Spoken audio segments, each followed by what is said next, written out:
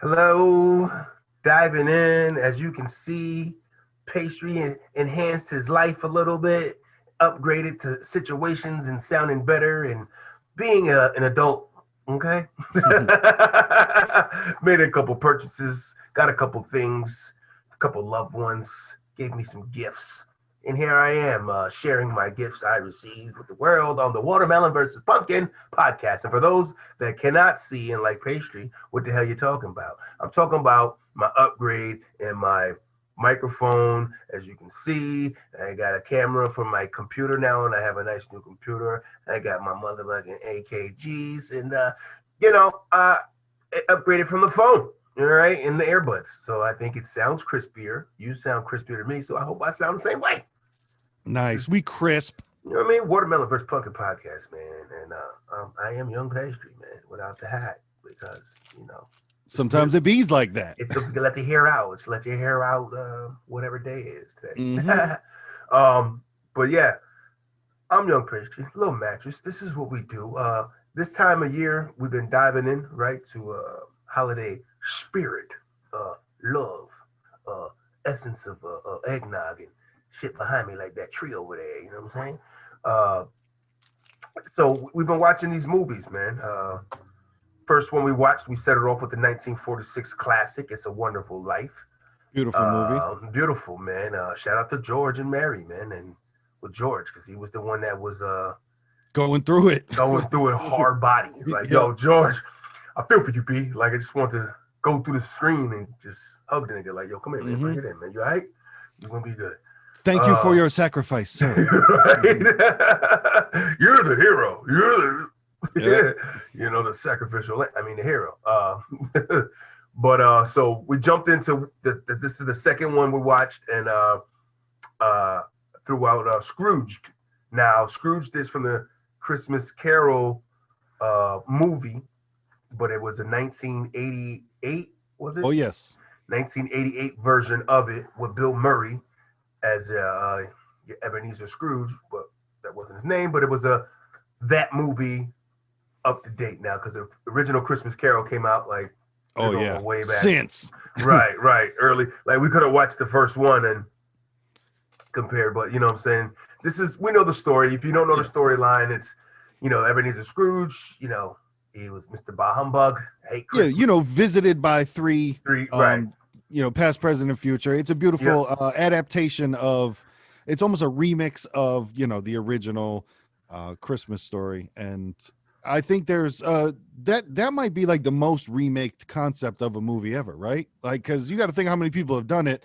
Obviously, the Muppets, right? Wow, the Muppets, right? Jeez. Jim Carrey did one of the animated joints, right? But it was that. I don't even know how to describe that. It's like ultra realistic. Yeah, that was the same as what was the one on the train, Polar Express? It was like some 3D. It was like a 3D, I guess. Yeah. 3D kind of super HD 3D type HD, of right. It was that was a good one. I mean, they've done many renditions, and you name it, your Simpsons cartoons, your Family Guy, or any like show, they did a spoof on it. Any sitcom you've watched and it was a holiday time, and some script writer was like, hey, I got an idea. Let's do a spoof on Christmas Carol for one of our episodes and have the three ghosts come and give him a lesson in life so he stops his humbug ways. Even It's a Wonderful Life is kind of a cousin to that, right? Where an angel comes and shows him, hey man, this is what it would be like if you weren't here. So if you stop fucking around, if you weren't fucking around with us, this is what life would be like. So I guess I don't know which came first, the chicken or the egg with these two, but somebody took some inspiration from somebody. But I think that's why we kind of ran down this alley, because of that. It was like almost an alley oop right there with those messages. So. Well, one of the interesting things I could say about Scrooged here, because I'm looking at the trivia, the filming began in December of 1987, right? And Paramount Pictures is the studio that made it. And you want to talk about Scrooge, and you want to talk about Bah Humbug shit. All right, filming began in December 1987. With Christmas approaching, director Richard Donner asked if production could be halted on Christmas Day to give everyone the day off. Paramount Pictures executives refused, insisting that filming should continue on Christmas Day. Now, do you guys not see how Scrooge you are being from? But here we go. Wow. However, the director outwitted Paramount Pictures because at the end of the day, on December 24th, 1987, he fired the entire cast and crew. 2 days later, on December 26th, he rehired the entire cast and crew. So he was like, "Oh yeah, I fired everyone." So like, how can I get away with this?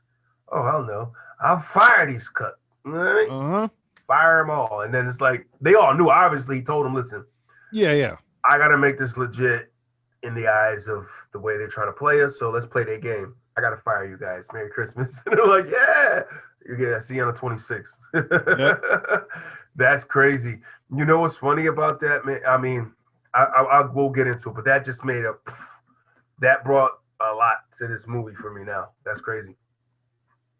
Well, let's dive in, man. That's a fun trivia fact. God. Just want to headbutt this microphone, blood. And so now we want to talk about other things with movies that we've reviewed. It starts off the same way that Planes, Trains, and Automobiles does. Yes. They're sitting in a boardroom reviewing ads, but this time it's Bill Murray ads instead of paper ads.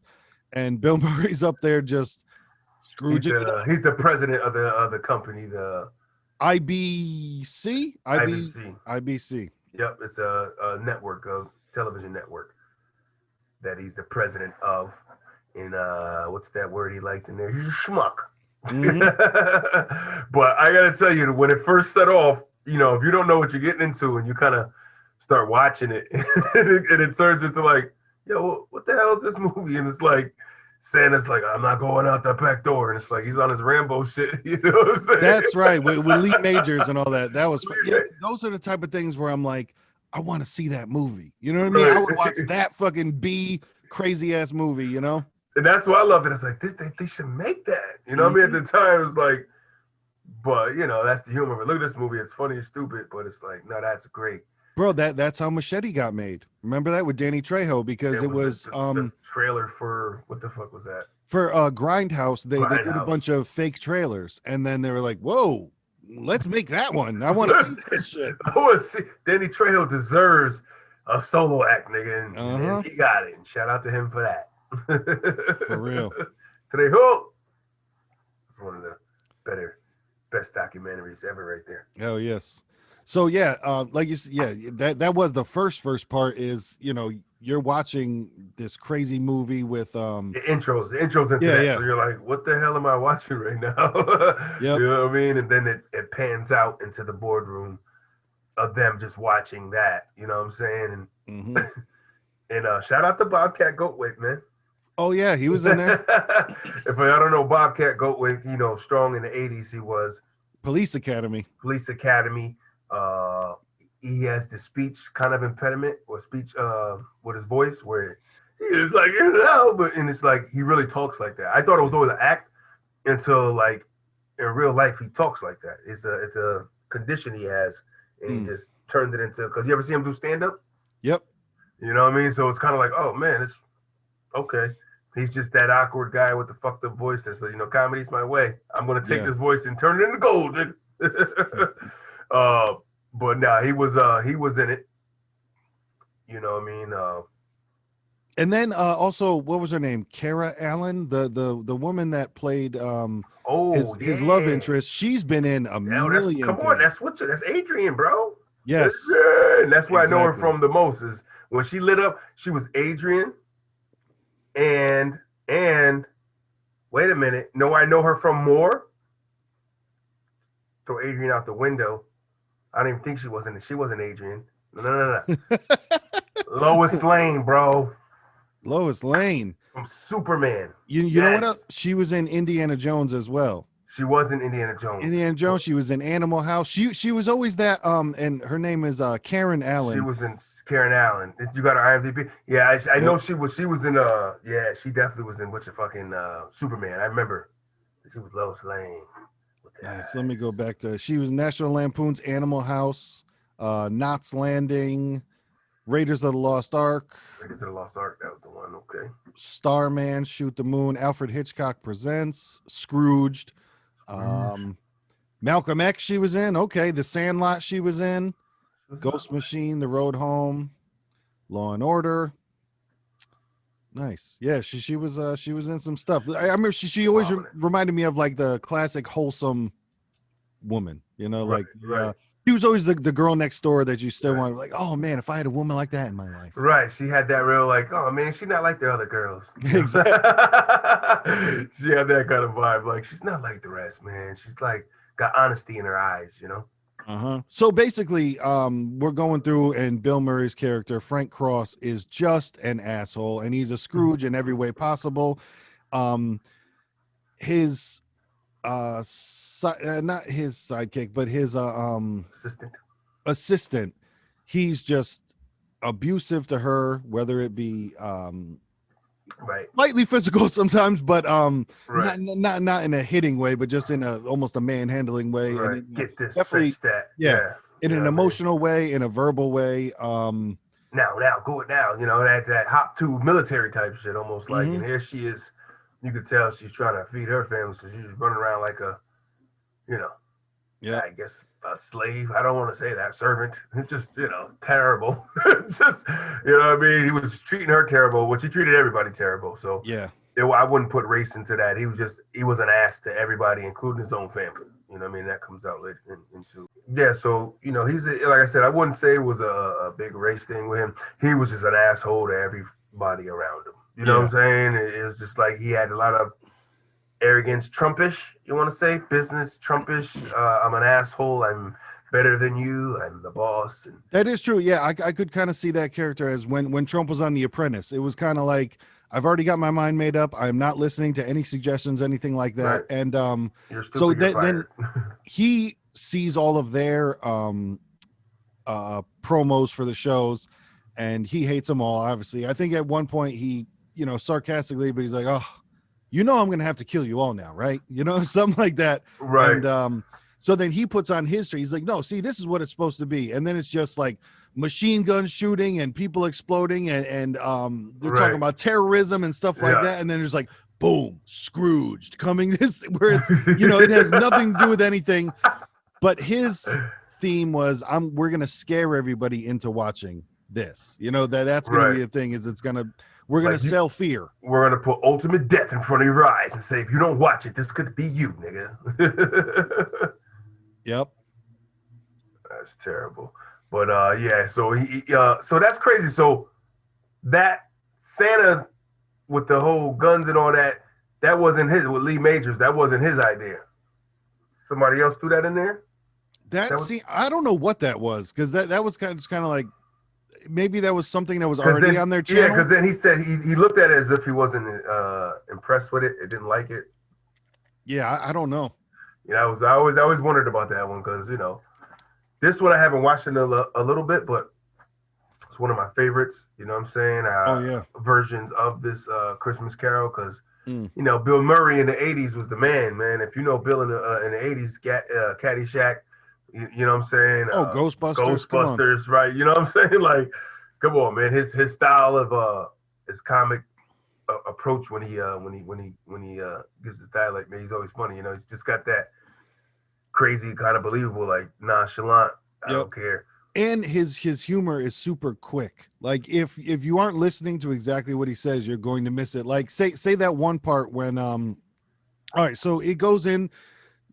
Everybody's mad at everyone. He fires Bobcat Goldthwait on the way out, right? Because he mentioned that he told him he didn't think that was a Christmassy promo, and he didn't think people were gonna. He basically tried to shit on, but he tried to do it the right way and pull him to the side and not in front of everybody, which he thought was the right way.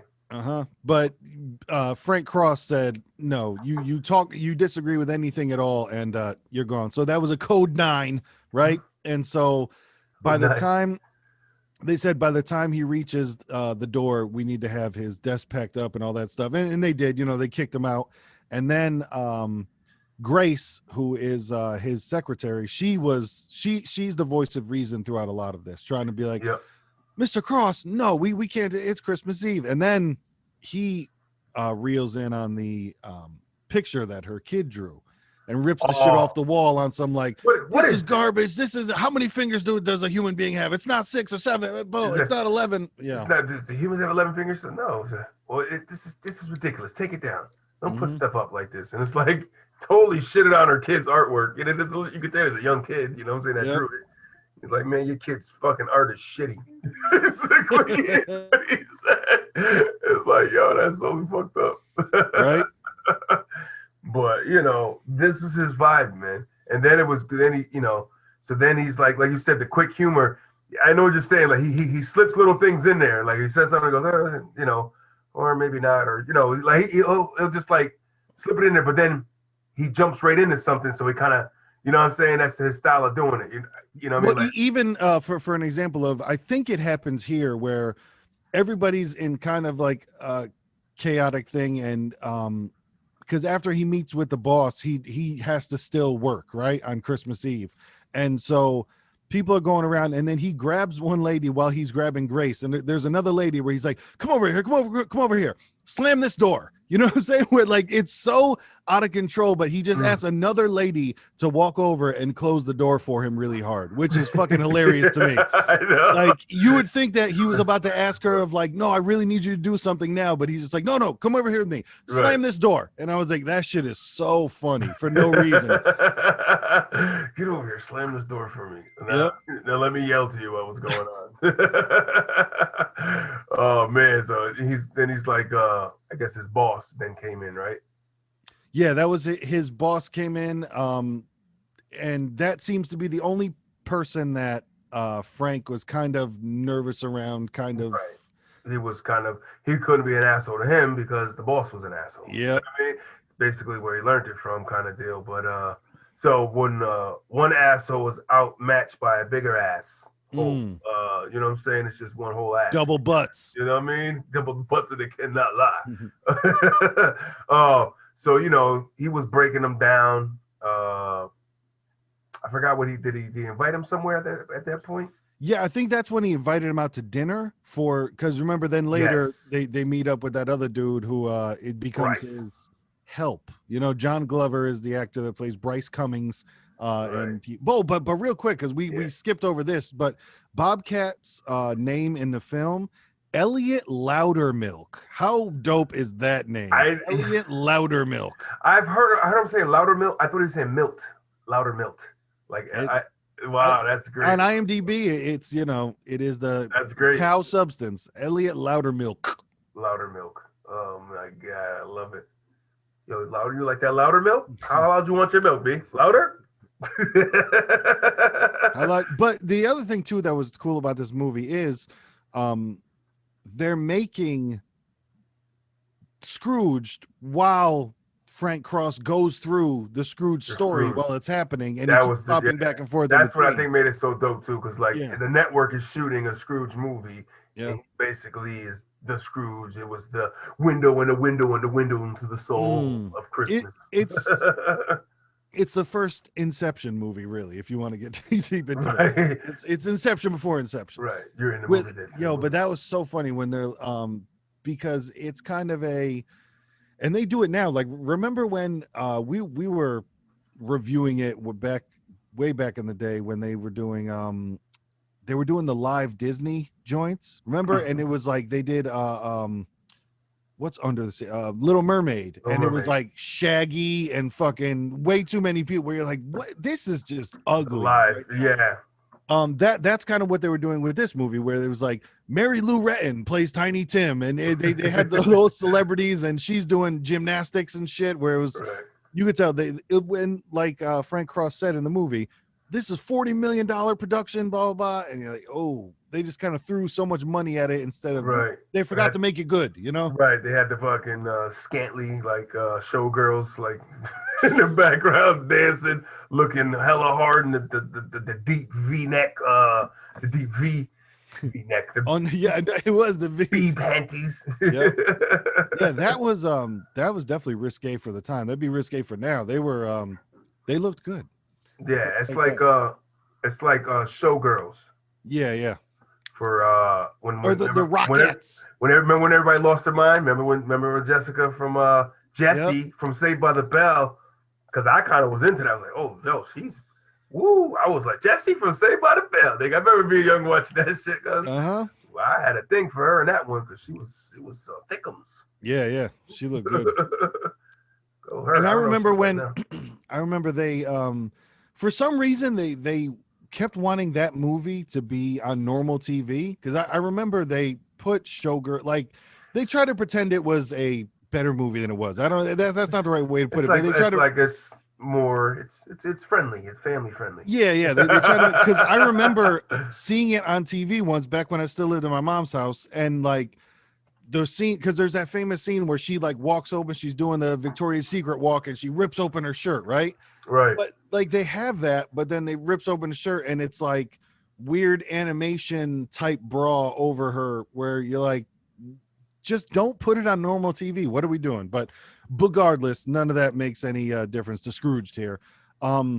So also his so he's having the conversation with Grace, and she set up a doctor's appointment. She's like, no, I set this up 2 months ago. And then he's arguing with her, and then of course you get the classic line, but it's Christmas Eve. If I'm working, you got to work. If you're working, I got to work. If I'm working, I got to work. And he's just, nobody's taking off. There's no off on Christmas. You got to work. Yep. The original story, Bob Crane or Bob Cratchit, what's his name? The original, the guy who she was basically portraying. Yeah, I think it's Bob Cratchit. Bob Cratchit, yeah, because that's who she's portraying in the movie. Tiny Tim was his son, you know what I'm saying? And they were poor, and Yep. And he was basically he was like what did he make, shoes? Was he a shoe cobbler or some shit? He worked at whatever business, the dude had. Or did paperwork or something for him. He was like an accountant or some shit for him. And he definitely didn't want to take. So it was the same thing. Like she, I just almost forgot to mention that she's supposed to be the employee, Bob Cratchit, but in here she was made more of like an employee, but an assistant more. That he just barked orders at all day. Yep. But yeah, now where were you at? You were at the. And so then I think it kind of cuts to. Getting. Oh, go ahead. Yep. I was gonna say she's getting off the train and she's talking about, oh man, I paid a doctor $200 to tell me that you don't talk. I know you don't talk. And then they flash to Bill Murray and Bryce at the dinner, right, where his boss tells him, "Hey man, this is gonna be your new partner. I got some." Well, he puts it into, "Hey, I got someone to help you out." Right. But wait. Well, before even that part, I think it was the part with he's with the assistant, and he's going over the Christmas gifts to give out. That was the towels. Right. He was giving out either a towel or a VCR. So it was like she's going down the list. So towel, VCR, towel, VCR. You know what I'm saying? Yep.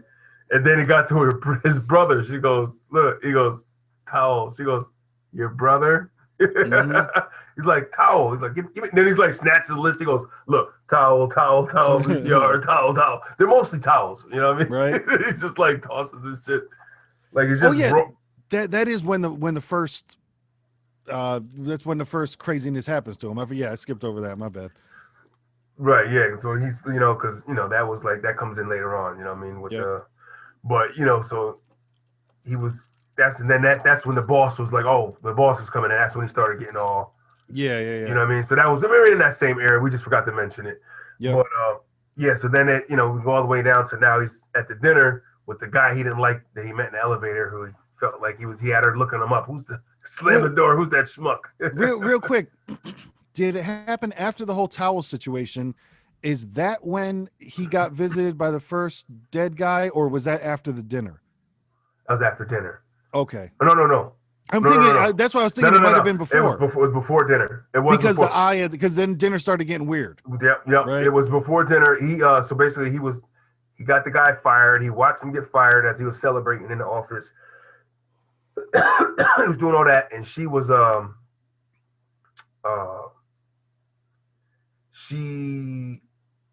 me see. But I think they did the whole towel thing. Then she left, and then he gets visited by the first dead guy. Because remember, and he was at after he checks out the scene. I think he went to check out down at the scene first. No, he didn't check it out yet. No, you're right. Go ahead. He's having a drink, right? He's having a drink. Yep. And I wonder what Tab paid to be in this movie, because Tab was his fucking. They were in there strong. They were hard body. Tab was something at some point. But yeah. So he's having a drink, and then he's like, "Ah, go away, whatever," you know. And then the doors like rattling and shit and shaking, and then flies open. He's got his little pistol in his hand, and here comes this dead dude walking in with his golf suit on. And it was his old boss, you know. Well, I like the part when he shot him though, because that shit was funny. He was like, boom, boom, blam, blam. Like, who actually says that while you're shooting? You know what I'm saying? Rappers. Do, yeah, that's where we got this shit from. For real. Boom, boom, boom. Yeah, I know. That was the funny shit, because he's saying boom while he's shooting. And then even the dead guy is just like, listen, I don't mind you shooting me, but just don't hit the Bacardi. You know, that was funny. That was funny. And then that was disturbing with that fucking mouse in his head, though. Yeah, it got kind of gruesome to where he shoots him, and then a golf ball falls out, and then a mouse comes out. It kind of drifted into some horror territory. Yeah, a golf ball and a mouse was in the back of this guy's head peeking out. You know what I'm saying? Like, yep. You're like, what the fuck is that, cousin?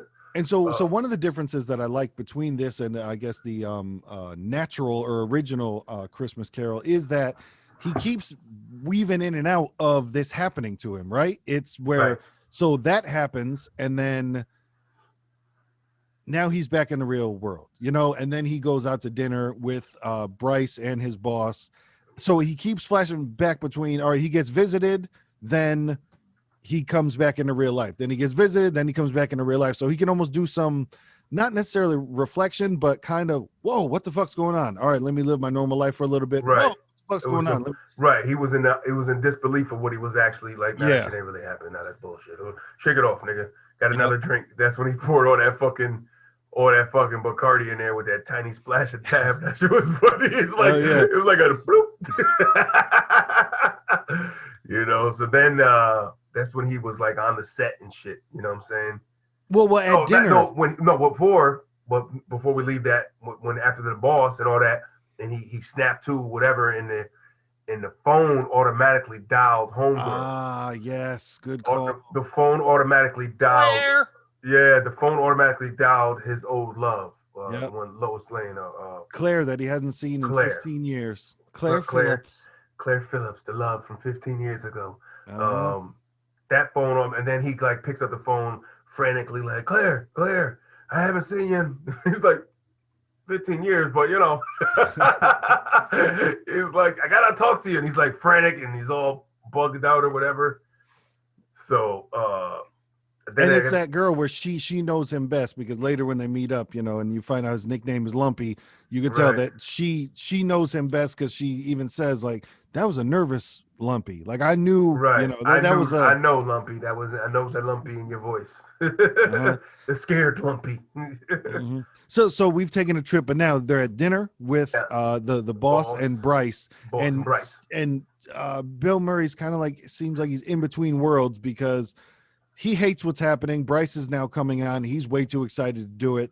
But then they get a drink, and Bill Murray, there's an eyeball in his fucking drink. And he doesn't know what's going on. He's screaming. They're looking at him like he's insane. And they all can't see it. He does a good freak out, Bill Murray, man. Oh, yeah. His freak outs are the best, I tell you, man. With his fucking hair wiry and shit. I know. He did have that, like, that's the best way to put it. You said it. It was like a full head of wiry hair. You know what I'm saying? The full Brillo kind of. It's just what's like happening. Spots are missing. He just let it go. He didn't get it cut that way.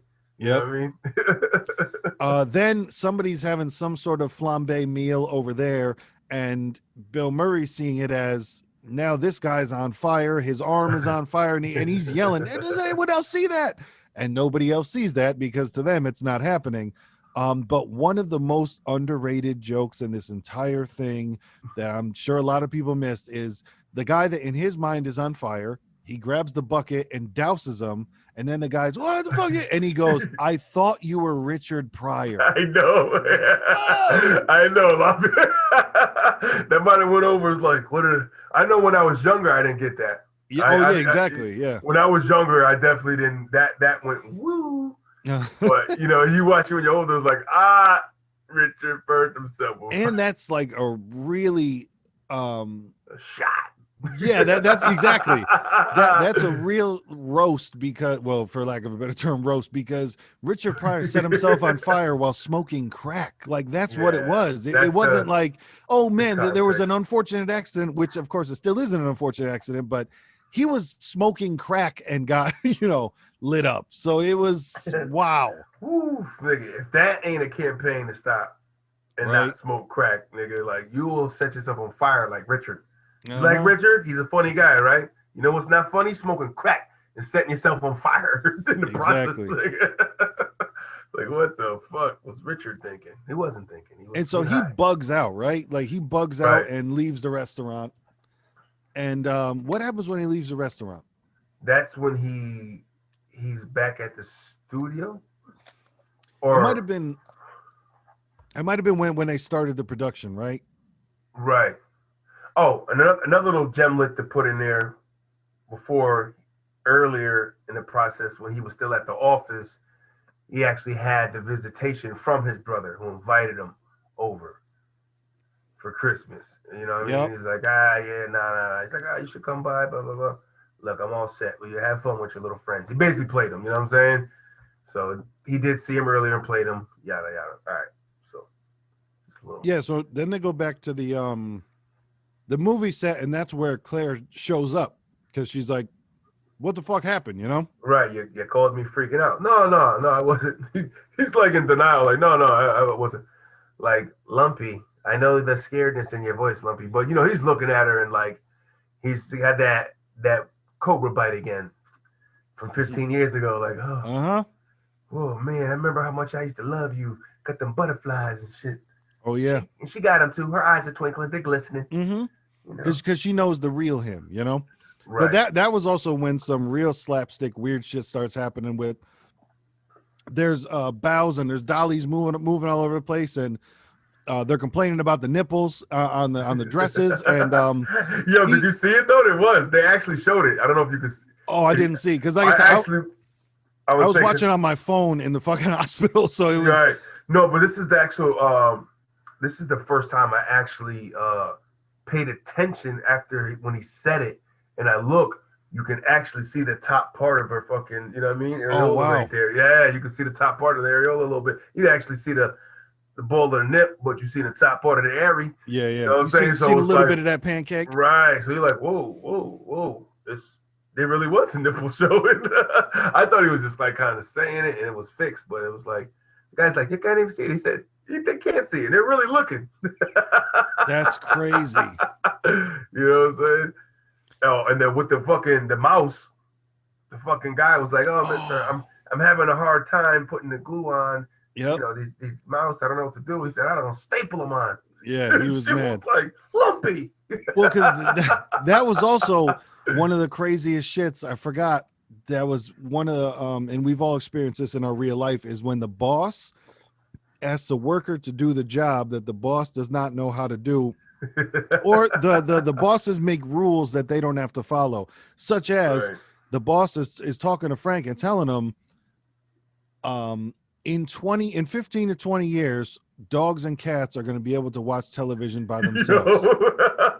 So that's why the mouse is in there and shit, because dang, said, like, we need an end. I forgot about that story. Oh my god. Because there's so many, man, like this is a thick, it's an easy watch, but there's intricacies in it. If you go, there's a lot of paths that are weaved. Right, stuff that comes back. That's why I mentioned things about the brother did show up. He did invite to the party. Later on, the pins to the party. You know what I mean? It's just kind of, you know what I'm saying? So the boss tells Bill Murray, Frank, you got to add in something. Just at least pepper in something for the pets. Where, then you're just like, what the fuck? So that's why they were trying to put. But even at first, you got to think too. When they talk about, I try to super glue him on the head. Even that right there is fucking nuts. But then obviously the Staples is, right. Staples is like took the cake, but like I tried super glue and everything. Like, bro, that was a little insane too. Yeah. Get a little piece of string and tie it around the nigga, man. What are we talking about right now? So like it's pretty simple, bro. Frank seems to just every time he gets back to the set, it's crazier. So then he's on the set. He ducks the one of the supervisors gets clocked in the head. They don't give a fuck about her. She's like from some like place and she's supposed to be watching them or something. I forgot where she was from. She was from some kind of. She might have been like the ethics department or something like that because she was all about the women when and then the gentleman who I think was maybe supposed to be a Little Richard type of character. Almost seemed like. Oh, she was from the like the censorship people. Yeah, like standards and practices or whatever. Yeah, what do they call the FCA? What's the guys that do the FCC? FCC for the for the censorship for TV. So she then, was like from them. Yep. So then the dance crew leader, he's like, "Oh man, check out the dance," and then she's all fucked up on the ground over there. Bill Murray's like flipping her over, which of course you're not supposed to do, but that's the joke. And then showing her, and she also during the entire movie just keeps getting fucked up, Right. She's that one in that comedy movie in a good holiday movie where it's like shit is just beating her down, and she's in a cast in the head fucking thing for the whole fucking movie, and she just keeps getting beat to hell. My thing is like at some point, honey, you shouldn't even be there. Like, go home, call it a day. Call it a day. Just leave. What are we doing at this point? It doesn't make any sense. Oh man, so he's doing all that. So now he's trying to like talk to her, reminisce, trying to play catch up with her while he's also on the set doing shit. You know what I mean? But when he kept screaming at the dudes that were hammering, will you please stop the goddamn hammering? Yep. Oh, and that was too when one lady they found out that one lady had passed away watching the promo for the film, right? Oh God, yes. And so somebody was on the line, one of the newspapers was on the line asking for a quote, and that's what he was saying. He was saying all the right things, and then still in between, would you stop hammering? It was God damn hammering. But I feel like I know that feeling of he just wanted like it was like I said, it was part of the Planes, Trains, and Automobiles. Just everything is going wrong, no matter what is happening. He's trying to, and then there's always something. I understood his frustration, not necessarily the way that he took out his frustration, but I understood his frustration. I said, right. I wasn't putting my stamp of approval behind the assholism. Yes. To understand the frustration of just trying to get something together in a way. And like, can I get a moment here? Can the world stop for me for one fucking second? Yeah, that's it. I just need a breath. So then the love of his life, Karen, she, everything is, she's about to leave. She gives him the card, right, of where she works now with the homeless and all that stuff. And then they part ways there. Yep. And then she kind of disappears on the set when he's yelling at people and shit. Yep. Turns around. Where the hell is she? Where'd she? She bounced, nigga. That's why you got the card, cuz. Right, you got the card. Take that card. Let me let you yell at people now. I'm going to skate. For real. And they did chime in. I mean, that part with the assistant when she went home, and it kind of went into a little bit of her household. And man, shame on that man that hit her up and left. Man, left her with her 4 kids like that. Yeah. You know what I'm saying? Like, I don't even know if they were from the same daddy. One would assume or hope. Yeah. But she like a single mother with 4 kids, and like I don't know if it was a grandmother or a sister or somebody a little older. If she had at least somebody to help babysit and watch, and also it was nice that they didn't hammer it home. It wasn't ham-fisted and overput, but you could tell they had love. They didn't necessarily need all the money because they had love and they were connected. And they didn't have a tree, but hey, we dressed up a little kid like a tree, or something like that. Right. The Tiny Tim of this movie that didn't speak, they used him as a tree. The siblings that's sibling shit. You know what I'm saying? But I like the juxtaposition. $10 word right there. Between I like that one. Whenever you can use it, you got to, because not you many have times. to. You got to Not many times. between you could tell Bill Murray's character Frank, he had all the money in the world and he's miserable. Meanwhile, I think Carol, she's over there. She doesn't have money, but she's got the people around her and she's happy, you know? Right. It's the less feels best. Ooh. But you know what? Having some money ain't that bad, man. Oh man, I'm not mad at it.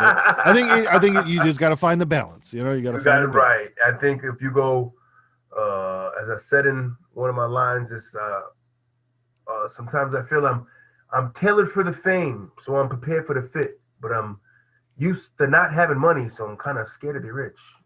Ooh, there's you know bars. what I'm saying? Listen, I'm dropping on them real quick, but when you're not used to having it, man, it's kind of scary to all of a sudden get it.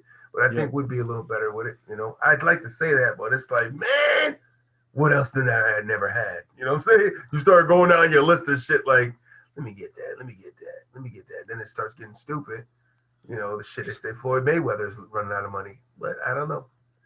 Yeah, they say that like kind of before every fight, that the only reason he is fighting is because he makes the money, spends it all, then comes back to another fight, and who knows? But he is fighting Logan Paul. He's fighting a Paul. We'll see.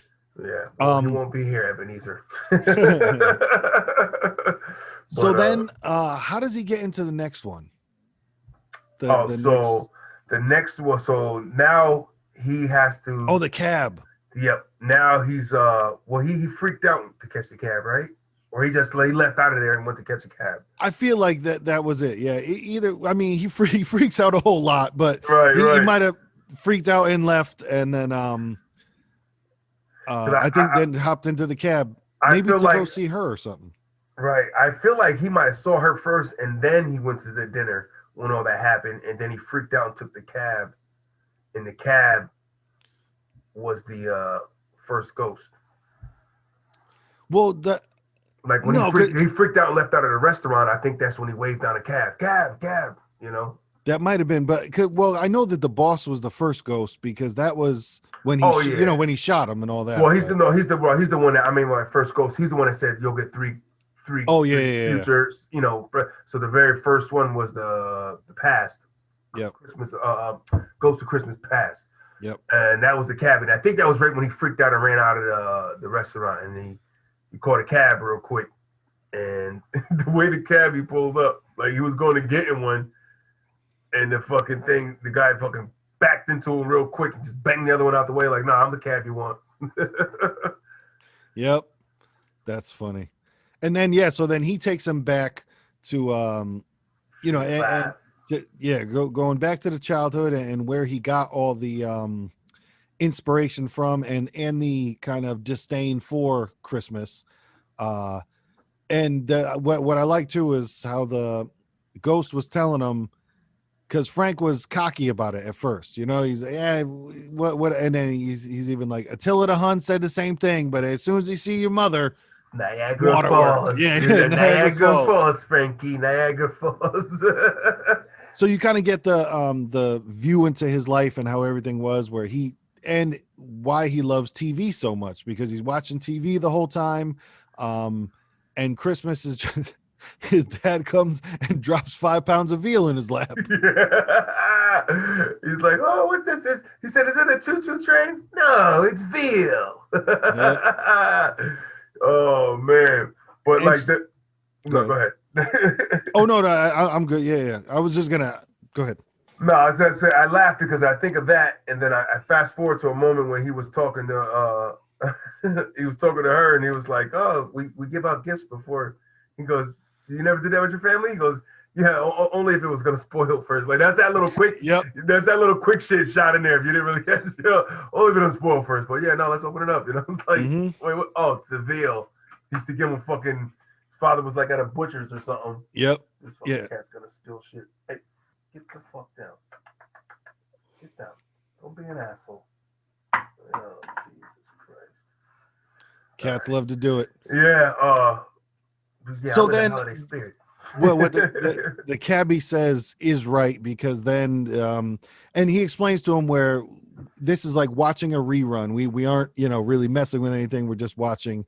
And the cabbie explains that to him, and then the moment happens where mom gets up, and this is only still when Frank was around. You could tell she's pregnant with the brother, and she says Merry Christmas and that she loves him, and then it's just Niagara Falls. Niagara Falls, Frankie. So, as he's fucking tearing up, I know. Just right here in his grill. Oh man, did he take him anywhere else? I think that was it, right, for him. I think that was it. Yeah. And then he puts him in the car, and then oh no, he went to a couple places in the past. Because remember, then he went to when he was he hit with a couple places with her. Because when he went there, then he went to meeting her. Oh, that was with her. Yeah. Because then it was, he did all that with the mom and dad, and then he fast forward in the cab up to when he met her. Claire. Yes. Claire hit him with the door where he got the name Lumpy from.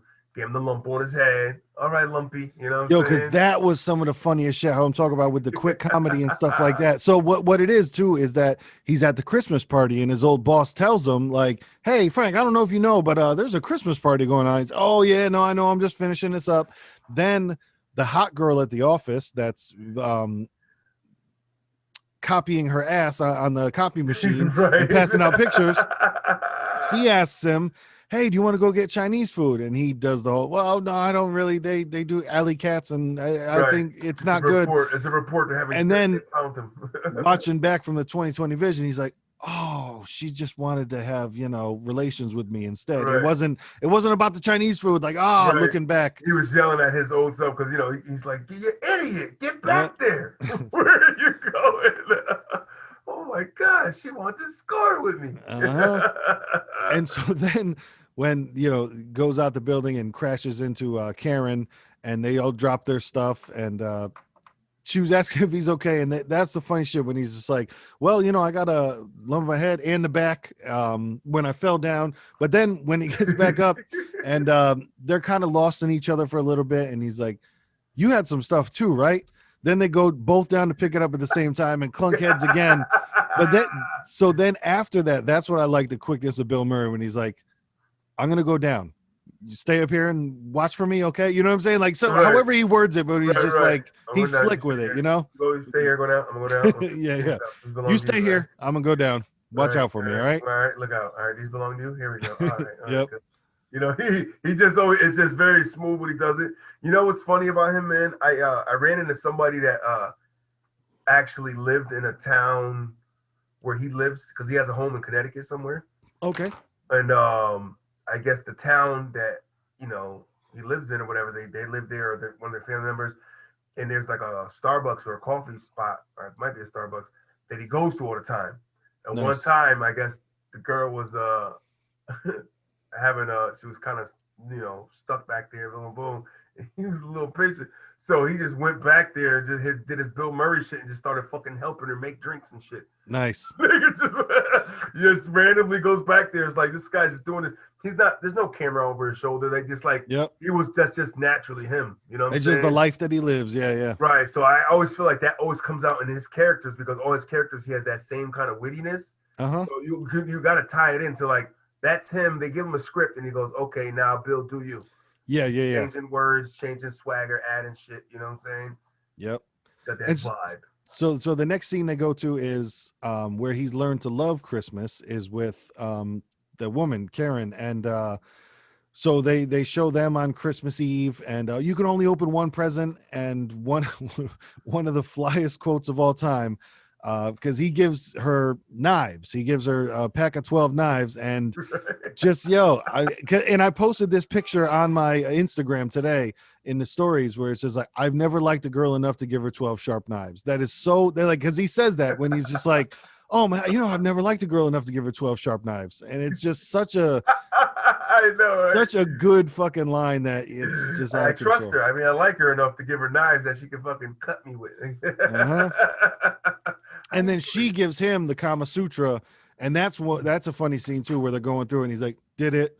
Yeah, I did that. I know a buddy who did that. I know, like, that shit was funny. Did that. I don't want to do that. Yep. The Kama Sutra. I know that was great. That was a little interesting too. Like, she gave him a Kama Sutra book. Little freaking Karen, okay. Yeah, little Karen was like, listen, I'm trying to do everything in there. But she had the girl next door vibe, but it was like, nah, when the lights is out, there's no girl next door. I'm the girl Exactly. your mama don't want to bring home. Shit. So, and the whole time, you know, he's kind of just constantly going, what an I was such an idiot. I was such an idiot, such an idiot. I didn't see it while it was happening. You know, he was kind of right. Oh no, then from there it fast forward a couple years ahead. Now they're like already in a relationship, and fast forward from the Christmas tree when they exchange gifts and everything. Mm-hmm. And then they fast forward into shout out to the voyeurism part when the niggas watching her in the tub. It's like, hey, come on, go look over there. What's that over there? Exactly. But then he fashes into him working as the Frisbee the dog for his boss on the network. He actually was on the bottom. He started from the bottom, then he went there to be in the top because the nigga was actually a dog in costume for this fucking kids show for the network that he was working for. You know what I'm saying? Like the nigga was going all out. And that's how they ended up separating because then it was Christmas Eve and he kind of lost his spirit where the boss asked me to go out. So never mind Dave and, you know, whoever else. But they're our best friends. He's like, yeah, well, you know, we go out with them he's like, we go out with them every week. This is a chance for me to, and in a sense, it's like, come on, though, honey, not for nothing. Yeah, you got to give him that a little bit. But it is tough to change Christmas plans on Christmas Eve. Like that's gonna be a beef. That's gonna be a beef every time. But I'm just saying, with that kind of life of that, I don't know. I understand both sides of it. You know what I mean? That's one of those tough when you choose that business life like that, man. Those things happen last minute. It's a tough thing to have a family with. I tell you that much. That is that crossroads of like, wow, this could change my life. If I turn down the boss for dinner, he might just look at me as, oh man, well, this guy isn't really serious about it, you know? Right. That could be the total offense. That's the deal breaker that I won't be able. And it's crazy because that was, like you said, that showed that they dissipated from that, and he was like, well, just tell him I'll be there later, and it just dissipates from him just leaving, and you know what I mean? That was that, and they just lost contact. You could tell he basically chose that career and chose the life. He chose the life and the career to be that nigga and pushed her out. 15 years out, nigga. I don't even. That's called a super ghost move, nigga. 15 years? That's super ghost, man. Because even you could tell it was one of those situations where he didn't even really hear that she had said, yeah, we need to separate, because he was just so focused on what he was doing. Where like she had said straight up to him, like, yeah, we need to take different ways for a while now, and we need to take a little separation here. Yeah, he just couldn't, like, he was just focused on tell him I'll be there. Tell him I'll be there later. Yeah. Like, nigga, I just said we're separating. Yeah, I just said we're done for a minute, son. Right. There's no later. Don't come by. Yeah. I'll tell him you got sick. Just don't come by. That's funny. You know what I mean? It's like, he got sick. Yeah, it's okay. We're all done. I'm sick too. Sick of him. Mm-hmm. Like, what the fuck? So that was the end of his past. Yeah. So that's when he's like freaking out in the car, and then he it shoots him back into the studio, I think, right? Yeah, he always flies back into the studio, and then some wild shit happens, and then he goes back out into his normal life. So I mean, I don't remember, specifics of what happened this time when he went back to the studio, but you know what? Was this the time where, I'm not sure which one it was. It might have been later in the film, but like he kind of like pops up on set behind some of the people and shit. He's like, and then, hey, you, Frank, what are you doing? We've been looking for you. To where, to Bryce's credit, he always does kind of give Frank the like help, like he's never mad at Frank. He always kind of gives him the like, all right, well, Frank, we're okay. Why don't you just go up to your office? Cause I know that you got something important to do. Like he's always trying to help him. Right. But, it's like, he's like, you don't want to like him, cause he's really trying to take your job and shit. Yeah. But at the end of the day, it's not that bad of a deal. Yep. So then is that when he goes to check out Claire and tell her like, oh my God, I'm so sorry? That's when he goes to her work? He wants to now. He's like, oh, let me go see what's this. And then he looks at her card and, he's like yelling at everybody on set or whatever. Yep. He goes, I'm back. I knew he once again, he brushed off everything he went through as it was bullshit. You know what I'm saying? He's like, oh, I'm back. I'm here. I'm good. It's nothing. Oh, I gotta stop drinking. And, whatever he chalked it up to. That you're right. Where he talked about it was a bad drink at the dinner. Something. Right? Yeah. It was like, it was nothing. It was somebody drank. Somebody ate. So he's like, let me go see what's going on. They made him just like, all right, let me see what's up with Claire now. You know what I'm saying? But he was still like blabbering the whole time. So when he got to her, because she works at like a kind of homeless center. Yep. And so he was blabbering and wilding out. So when he got there, some lady was like, oh my God, we got another one, and threw a blanket over him. Like he was. Right, because he was talking to himself the whole time. He's walking up the street and he goes, and why would I give me an address doesn't exist? Yep. He's like, what the fuck? And he turns around, he's right in front of the building that he's looking for. And it was the boarded up building. I think that's why he was just so confused right. He couldn't understand that lifestyle of like, he's blabbering, blah, blah, blah, and it was kind of like, all right, we got another one, poor thing. And then comes the three homeless people, the two dudes and the lady, or the guy keeps calling him Dick. Hey, Dick, what's going on, Dick? And he was like, they're all thinking in the he's like, I don't know you people, get away from me.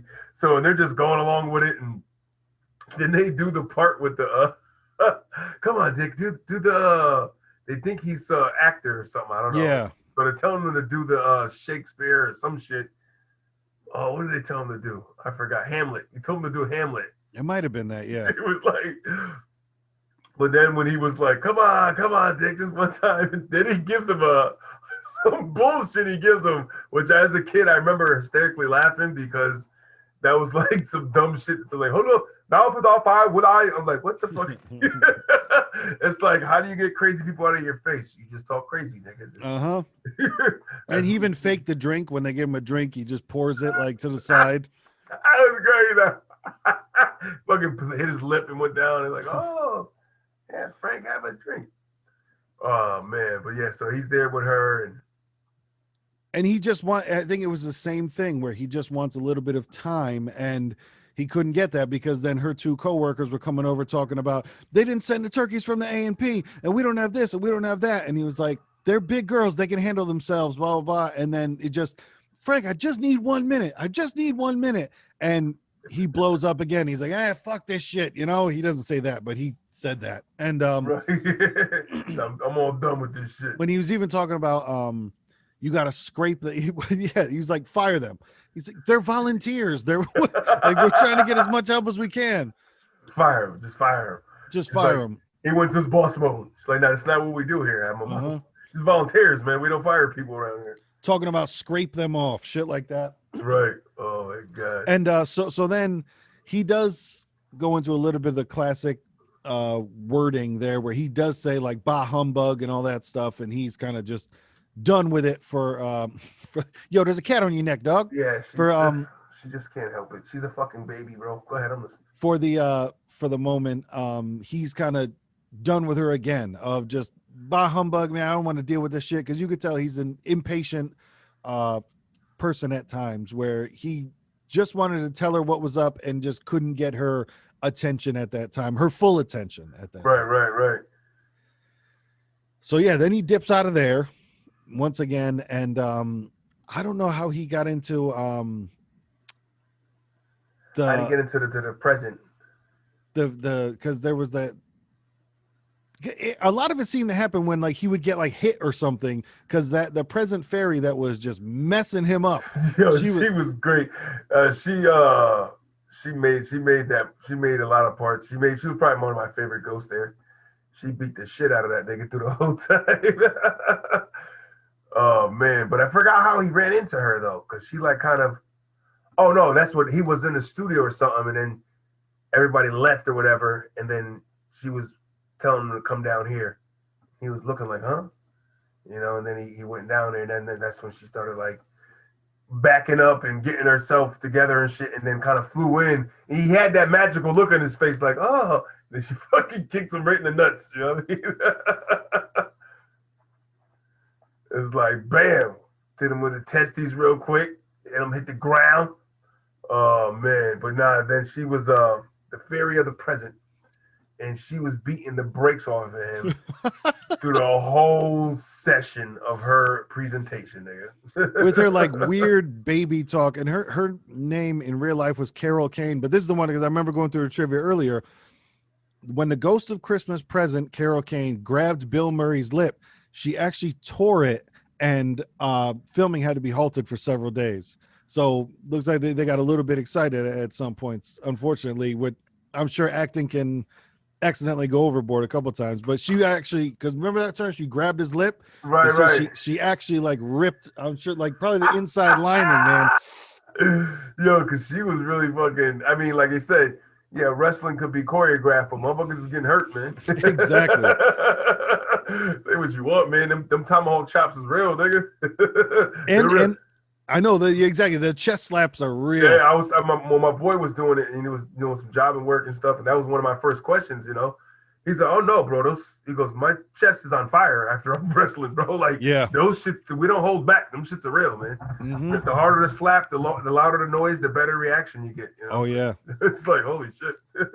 And it said here that Carol Kane would get upset having to rough up Bill Murray in their scenes together. I guess she just wasn't that type of person, but right, and they want her to play it because of her sweet voice. It's hilarious.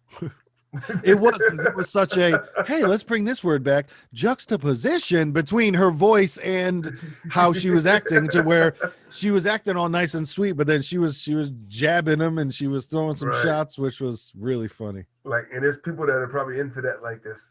Like somebody's like from that movie, somebody probably's like, bro, I just want like a sweet, soft tone S&M chick, bro. You know what I'm saying? Talk to me nice, but beat the shit out of me. I want Chucky's wife's voice. Jennifer Tilly's voice. Oh, I hate that voice so much.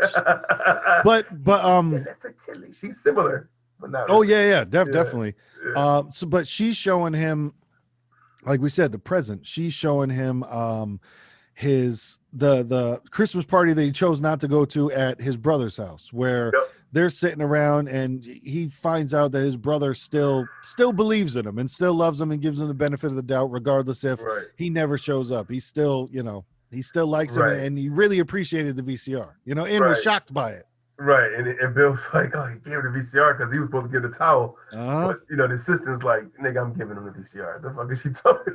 It's your brother. He's getting the VCR. You know what I mean? Exactly. Basically, was the power move she pulled with that one. Hell yeah. Like, oh, Grace, yeah. Grace said, nigga, it's going down. But so then there, you could tell he starts to change to where, because remember he said, well, it's only money.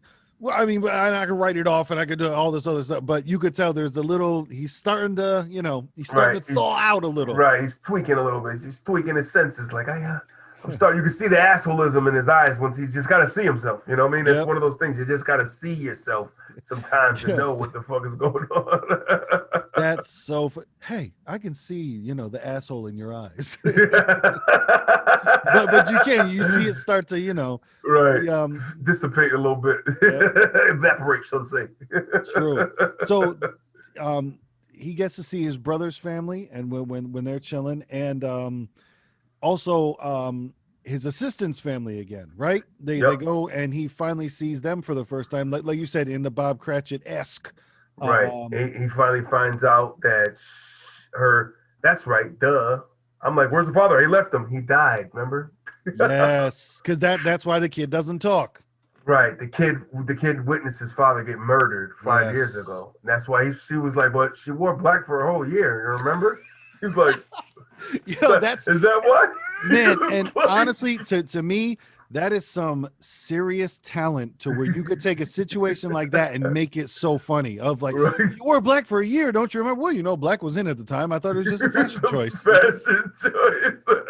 Hell yeah. Like, she mourned her dead husband that fucking got killed in front of her 5-year-old. Yeah. That's right. That's what happened.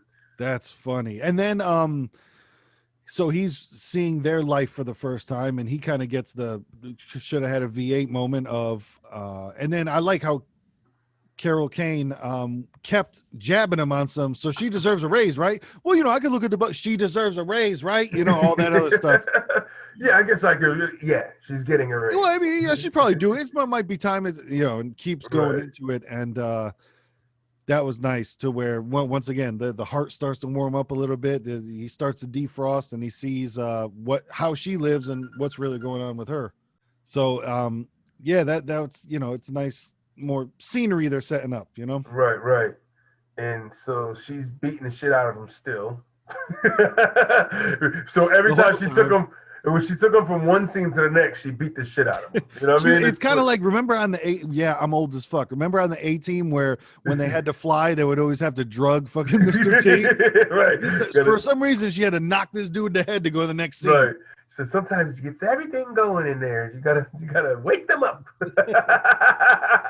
Yep. And then slapping. She was like a slap in the face and trying to poke him in the eyes, and every Three Stooges shit you could think of. She was banging him. So I think those are the only two, right? Did she take him to two places? I think so. We might be missing one, but that was the big gist of it, right? Yep. And or then, was that no? Because remember, I think the last thing that she does is she drops him off where homeboy is freezing to death. Because remember, the homeless dude outside was asking, he's like, man, can I get $2 so I can heat my house tonight? And he, makes up some excuse why he doesn't have it. And I think that ferry drops him off last. Right, she kicked underneath his ass the grates. Kicked his ass, and he ended up being in the fucking. He knocked him into. He's waking up in like a sewer type shit. You know what I'm saying? Yeah. And then he's like, where the hell? And then he sees the guy from the homeless shelter, and he's like, oh, I'm back. Oh, what are you doing? Come on. What? And then he sees that the guy froze to death, stuck there with the watch in his hand and shit. Yep. Smiling still, though. Smiling still, right? With a smile on his face. And he's fucking yelling at him. You know what I'm saying? You should have stayed with her. She would have took care of you. Should have loved you. You had a place there. What the hell? Da-da-da. Well, he did ask you for $2, nigga. And meanwhile, it's funny because what he's yelling is what he needed to hear. Because you should have stayed with her. You had the place. You also, the character of Frank Cross, you're the one that should have stayed with her, and you had a warm place and all that other stuff, Right. So telling himself at the same time. Yes.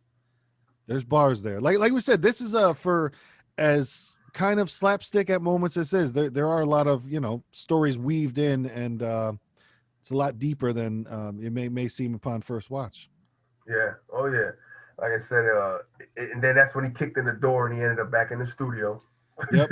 but real quick, a part that I like too is him asking for help. Because remember when he was down there and he was asking for help for the people above, that was symbolic for me. Because I'm like, Frank don't ask for help. Now Frank is asking for help, yelling up to the people above, like, hey, come on, just help a guy out one time. All that stuff. Right. Like, ooh. Right. Now you don't do that. You're feeling like that guy that's dead down there. Help me, somebody. Yeah, all right. And then it's like that quick shit again. Ooh, thanks for that shot. So he had a skirt shot. That's you got to know what's going on when he's saying that shit. Ooh, thanks for that shot. Like, what does that mean? There's a dress there. You just got a hoo-ha shot. That's what they call that. So then, like you said, then Frank's back with another amazing speech back, because every time he flies back in the studio like a tornado of just whoa, things are happening. So then he runs into everybody again. Once again, Bryce is trying to corral him to go up into his office, talking about just, okay, but I think everything will be all right with you. And he sees Carol, and is that when he grabs Carol's kid no, that can't, it had to be way before when he grabs Carol's kid. He's like, you, what are you doing? Who let you in here? Yeah, that was way before though, because now I'm thinking, because now he knows that the kid, and why he doesn't. Right, he already seen it. Right, but before when he was on one of the first times he was on the set, he was like I think when he said I'm back. That's when he said you, what are you doing here? He fucking picks up the little nigga like. And then Carol. I thought it would be fun for him to come. He's like, nobody's having fun around here, It's like a place to have fun. But so then he's back on the scene, whiling out. Carol and Bryce are trying to corral him into the elevator. And then it just so happens when the elevator comes up, Death is there. But this time it's the character of Death that's going to be in the Scrooge play. But Bill Murray thinks it's on now. And he's like, okay, all right. This is pretty good. Come on. Come and get me. He's like, take me. Take me. Give me your best shot. He's fucking calling out this guy, and the guy's like, Bryce. He's like, will you stop it, Frank? You're scaring him. That was funny. Oh man, and that's when he goes up to his office, right? Yep. And for one more shot of tab, you know, where Right. the drink and a little bit more tab, and then the real so then he I think gets to go in the elevator again, right? And that's when death is there for real.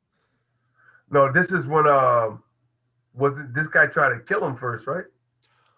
Bars. Yes, Elliot, Loudermilk. Bars. So now he comes upstairs to Elliot Loudermilk with a shotgun in his face. Yep. Say, hey, you remember me? I had a real rough day today, because he came in his office and shot at him. Well, and that's also another through line through the entire story is Elliot Loudermilk is also having another planes, trains, and automobiles experience where all he wants to do is have a drink, and he's trying to get fucked up, and the bottle keeps breaking and people steal it, and he gets knocked out and people steal his money. He donated blood, and then a homeless guy steals his coat. And, steals his shit. He passed out. His wife left him. He was all fucked up. So he came back rock bottom, right? Yeah, he got a gun.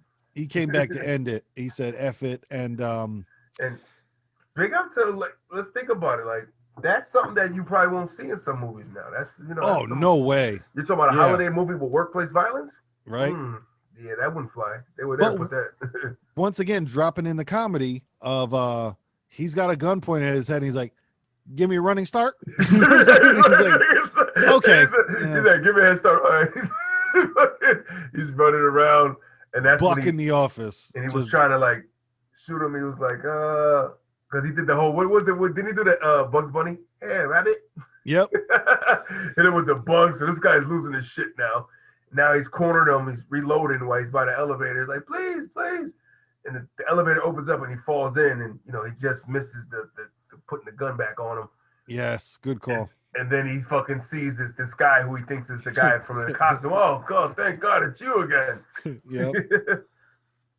And then I guess he and then he gets too close and he's like, all right, man, that might work with the girls, but not with me. That was funny too. Work with the girls, but not with me. And then he's like smells like he smelled funny, and then he opened up his fucking jacket and those little fucking disturbing little things in there. Yep. In the rib cage, these little like ghouls and shit. Yeah. Almost demon type character. Yeah, they had the horror stuff too that they had in this was really scary. There was and if the face was a TV screen of the death. Yeah, like and that was funny too, because where even for a moment he still didn't get it. He's like, "We did it. All right, man. We're stepping up our production or whatever it is." He's like, "Where do we pay for that?" Yeah. Like, oh wow, look at that. Oh, that's great. And then he's the one. Mr. Death. The first place he takes him to is to see her son, the Grace's son in the psych ward. Yep. Still never spoke the entire time. Never spoke, and he's like an older, like teenager young man now, and he's in a fucking padded room.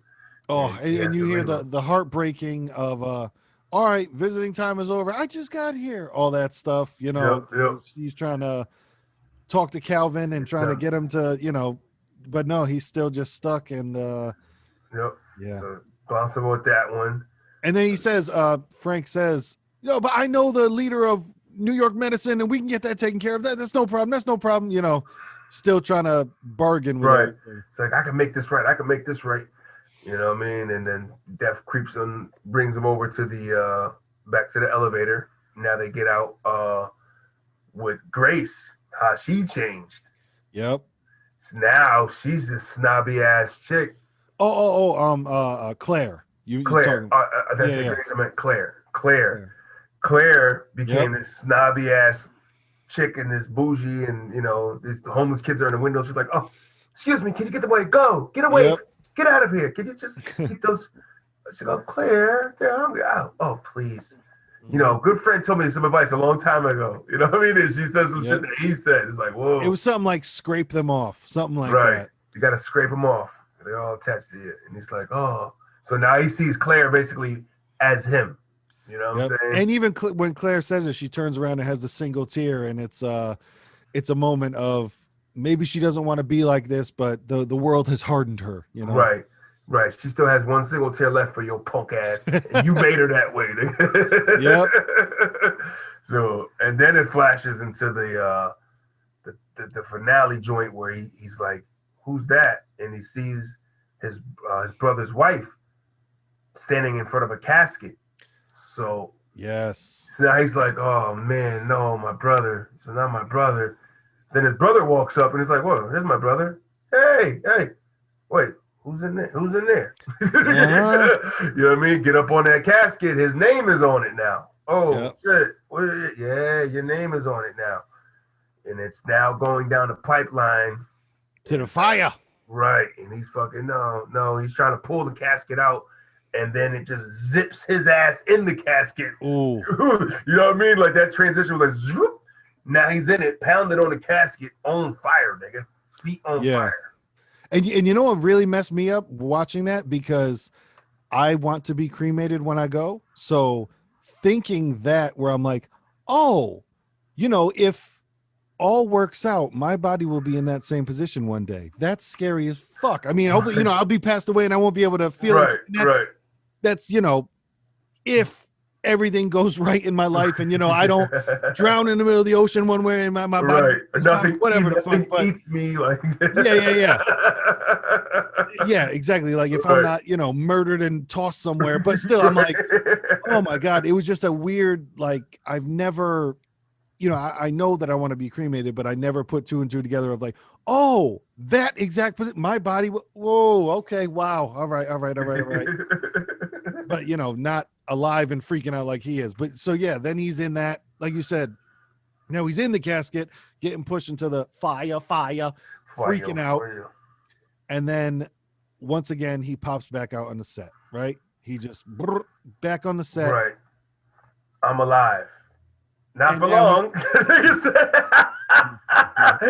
was screaming, "I'm alive, I'm alive, I'm alive," when he came out, and the motherfucker Louder Milk put the damn 12 gauge in his face, like, not for long. Oh yeah. And he like moved the gun out of it, and he's like fucking kissing the guy in his face, and he's all ecstatic now. And that was the first person he made amends with, was Louder Milk. He said, okay, we got to come back, and I'm going to change your life and make everything right with you first and get you back on my side first, Right. Which was a nice decision. Right. And it's like, it's like, yeah, I'll give you your job back, double salary. Mm-hmm. Niggas told him he's going to give him an executive position. He asked him if he wanted his office. Do you like this office?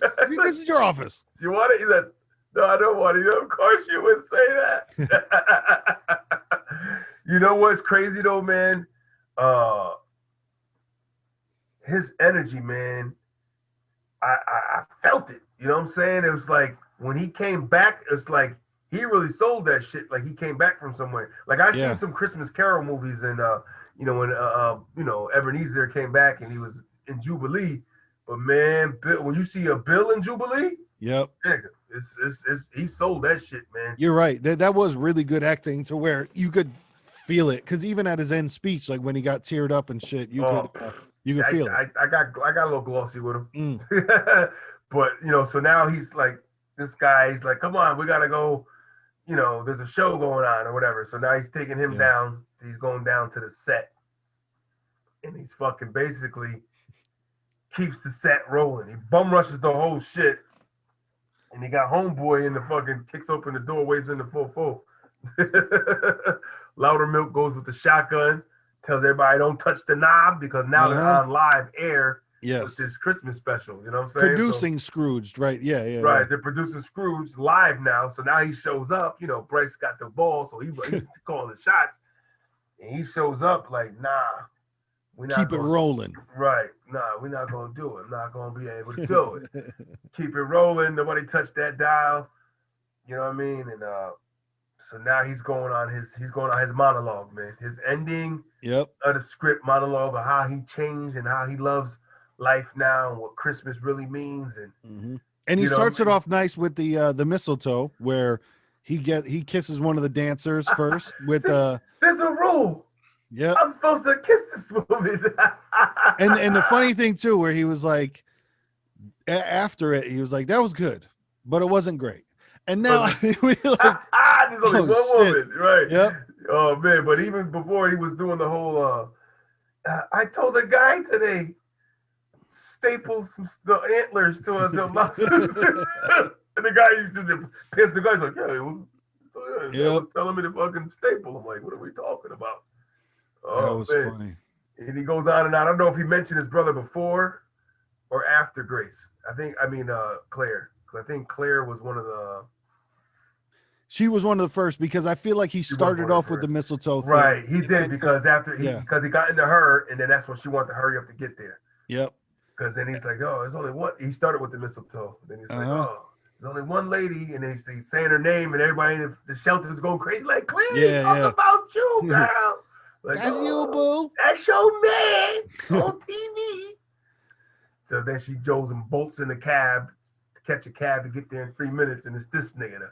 The dose of Christmas past pulls up on that ass like, skirt. You know, right? We gonna do it. We gonna do it. You know, and now he's still going on his monologue and what Christmas and, you know, and basically his boss is mad and shit. The boss was funny too. Oh, he was losing his mind. When that nigga kicked the cat, he was like, oh shit. Yep. You see that? And the classic sound. It's like, I know what I'm gonna do to your ass. You keep messing with my stuff. Okay, sorry. She's just all in my space right now, and she'll walk across the screen at some point because she's just that needy attention whore. That's what she is. So he makes a very great impassioned speech, and like you say, he shouts out his brother and gives him the answer to one of the trivia questions when he was the SS Minnow is what it was. Minnow, and then everybody's looking at you like, what kind of spiritual ghostly shit was that nigga up to? He wasn't even here. Exactly. You know what I mean? And he basically told him, I love you, man. And he broke that. I didn't even doubt. I gave you the towel, man. You weren't even supposed. That came from Grace. He even spilled the beans on that. Listen, man, I was going to give you a shitty towel, bro. Yep. Because I ain't shit. Right. And I'm sorry. I love you. And he showed the picture he had as my baby brother. My car doors. Nah, that was dope. That was dope. But in his whole ending monologue, man, his eyes were so glossy, almost like. And when I say that makes sense is now I tie into what you said about, you know, shit, man. He was actually talking about the motherfuckers that were trying to play them. Yeah. You know what I mean? So it's almost like, and now it makes like why when he came out like that, he probably was able to channel it a little better because they actually tried to pull that shit. Yep. You know, on the whole fucking cast. Like, hold on, man. Yeah. You niggas really tried this shit, bro. So I'm giving it, man. He was tearing up and he was like, I'm alive. It's like, if this is the speech I'm gonna give before y'all try to blow my head off, this is all I got. Right. This is the whole tank, man. I'm giving it to you. You know what I'm saying?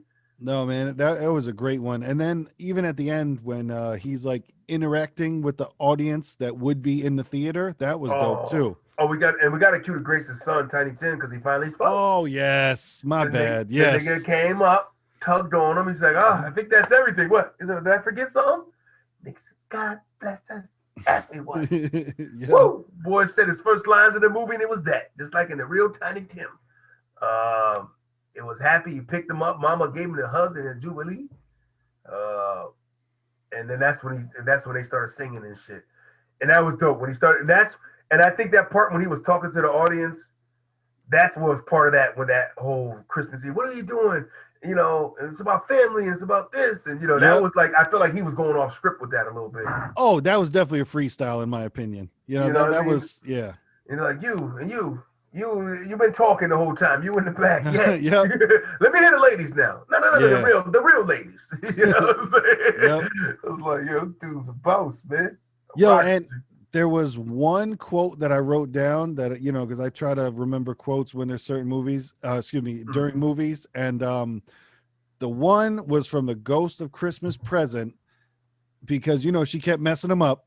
And the one line was, that bitch hit me with a toaster. He hit him with a toaster. That bitch hit me with a toaster. Yo, he was real tight about that shit. Oh man, that bitch hit me with a toaster. There was those little gems in there, man. Those little shit talking gems. It's one of those movies where, like, I know if I watched it back right now, I'd find some different stuff because, like I said, it was so thick with it was easy to watch, but it was so thick with just different through lines and how everything Right. connected. It was really written masterfully. Right. If you will. Listen, if y'all don't know the Christmas Carol movie, you can watch the original and get a feel for it. But this is highly recommended, man. Yeah, this is a Good nice modern remix. version. Yeah, it's a good, nice modern remix. I like how they did it. It wasn't too cheesy. Put a good business spin on it, and Yeah, Bill Murray in the '80s, you can't go wrong. true, You know what I'm saying? So true, I put my hat on this one, man. for real. Yeah, Bill Murray, brother. Yeah, Christmas spirits in the air, man. I think this was a good Christmas one. Like I said, it was a classic, redone. So, have some eggnog and relax and watch that, man. Y'all ain't never seen it. Y'all ain't Get never seen Scrooged on them. Scrooged with a D at the end. So y'all don't Mm-hmm. get it twisted with a D at the end. Yeah, but those shit, man. Yeah, listen, this is Watermelon versus Pumpkin, man. We talk about things, man. We talk about movies. I know we're on this kick. It's like y'all ain't doing the current events no more. For the listeners out there that are missing the current events, it's ugly out there in the world. So we're trying to keep the holiday spirit going. You know what I'm saying? And don't worry, 2021, we'll be right back on it with some new shit for you niggas. Because the world will push us back into dealing. So for now, we're gonna stay in our spirit, man. And I don't know, positivity for the holidays. Yeah, absolutely. What are you thinking? We're gonna do a little National Lampoons on these guys, or what? We have to. Come on, you got to do National. You talking about classics? That's classic. I say we got to do that, and maybe just end it with this Christmas story because that's the one of all classics of all classics. You know what I'm saying? But Lampoons, man, Griswolds. Mm-hmm. Grizzy. I haven't watched that in a little bit either, so I usually try to squeeze that in. Yeah. I don't think I watched it in a couple Christmases, man. So same with me. Yeah, it's probably been two since I've watched it. So I'm looking forward to it, man. That's always out of control. Just me and a jar of peanut butter dog and some crackers, and we're gonna watch that shit. Let's do it. So yes, until next week, this is the Watermelon versus Pumpkin podcast, Squadcast, Godcast. Because at the end of the day, my niggas, it's always the beginning of the night.